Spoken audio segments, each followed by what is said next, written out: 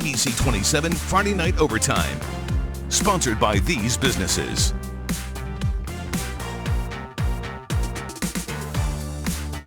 Hello, everybody, and welcome to Friday Night Overtime. 7 teams across South Georgia in quarterfinal play tonight in Florida.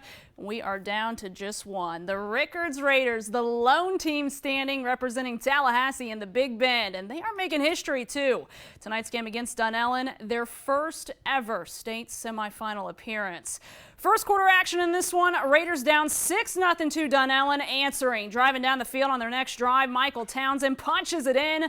The PAT gives the Raiders a 7-6 lead. Second half, Raiders trailing by 6. Not for long, the punt is blocked. Terrence McPherson Jr. scooping it up. The commotion begins. He's taking this one all the way back, giving the guys the 13-12 lead. 9 minutes left in the fourth quarter here.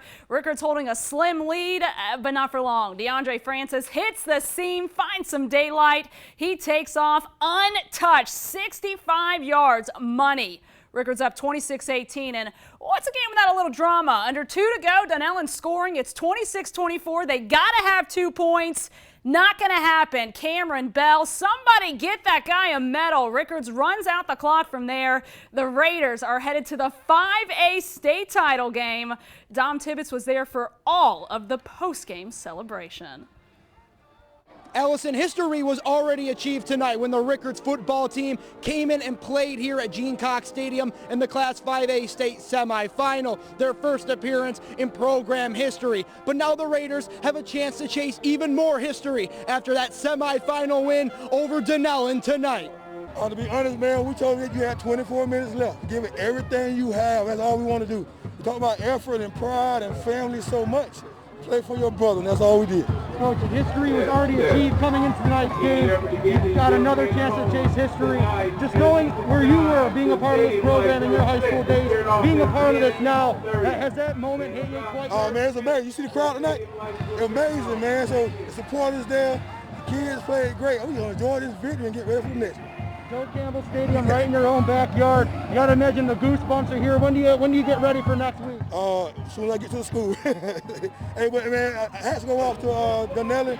Great game, great hard-fought game. Love the way my guys battled through the adversity, kept fighting. 4 straight quarters. We're talking about 48 minutes. Playing 48 minutes, that helped us out tonight. Head coach Quentin Lewis obviously excited for his team's win tonight. A former Rickard Raider enjoying this moment tonight. We'll see them at Doak Campbell Stadium next weekend. So Raider fans, get ready. Your team is moving on. Reporting at Wilcox Stadium, Dom Tibbetts, ABC 27. I got chills. How cool is that? The Raiders will play American Heritage for the 5A title next Friday night at Doak Campbell Stadium, their own backyard. 7 o'clock kickoff time. Nobody else has the honor to send us to break. Rickards, you're playing for a state title, so the cheerleaders, take it away. You're watching Friday Night Overtime on ABC 27.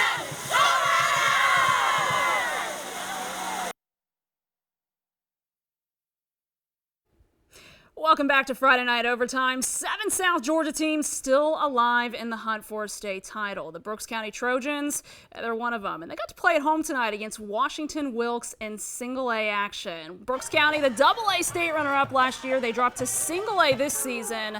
Again, at home, gotta love being at home this time of year. Brooks with the ball first. Amari Arnold gets it, shoves it into the end zone. That puts him on the board first. A little bit later, a 19-0 game. Amari again finds a hole, breaks 2 tackles. You're not catching this guy. That puts his offense up 26-0 after the extra point.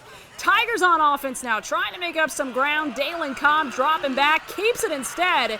He takes off towards that sideline, finally brought down. They would score soon after, but that damage is already done. Brooks County Trojans are moving on 47-7. Your final score, the Trojans are state semifinal bound. Took a team effort. I told the guys before the game we got to play a great offensive scheme, defensive scheme, and special team scheme, and we did just that. On all points of the game, we played well and tackled well and ran the ball hard and caught the ball well and blocked and tackled. So it was just a good overall game for us. Yeah, Brooks will host Clinch County next week because Clinch beat Lincoln County 27-7 in that semifinal matchup. So a region versus region game. In AA, the Thomasville Bulldogs at Callaway tonight. First quarter in this one. Third down for Callaway. Demetrius Coleman, he's going to roll right here. Heaves a bomb deep downfield, 44 yards. And Jalen Shepard, he is wide open all day long in the end zone. Cavaliers get on the board 7-0. Thomasville down 14-0 now, getting on the scoreboard on the 25-yard line. Ronnie Baker finds John Quavey and Cody in the flat.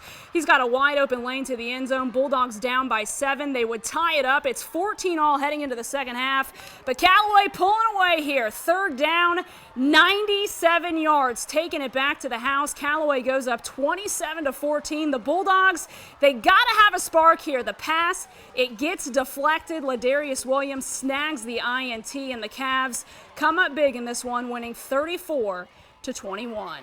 In 4A football, Bainbridge at Cedartown tonight. The Bearcats are state semifinal bound, 21-10 that final. In 6A, Valdosta at Carrollton. The Wildcats back in the state semifinals after falling in the quarters the last 2 years, 36-15, your final score. 7A football in Georgia, arguably one of the toughest classifications in the country when it comes to high school football. At this point in the season, it's really anyone's games. Lowndes at Milton tonight. Vikings up 3 early. Ja'Curry Brown on the QB keeper. Owen Pauley strips it out. But how's this? Lowndes manages to fall on the ball so they keep it, and that was big because a few plays later in this one, Justin Lee takes the handoff. He's in for 6. That puts Lowndes on top 16-7 over Milton, and they seal it up from there. 23-13 your final score. The Vikings are headed to the state semifinals. That means they are 1 win away from playing for their second straight state championship game, but this time they're looking to bring it all home. Colquitt County also on the road in 7A football at Norcross tonight.